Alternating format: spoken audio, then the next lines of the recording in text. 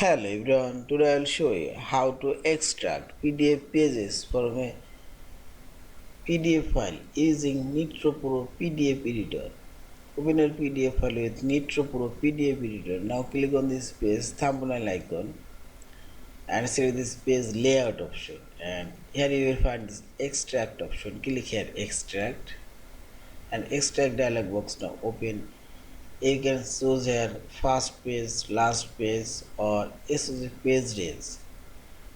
I'll select this first page only and select extract, and see this first page. Now extract. Now you can save as this page. You can print or export. You can use this PDF pages for any uses, and again go this PDF file, again select extract, and also you can delete PDF pages, and I'll extract the last page also,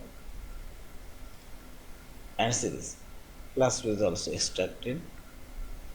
Yeah, this is in this way you can extract specific pages or all pages and so on.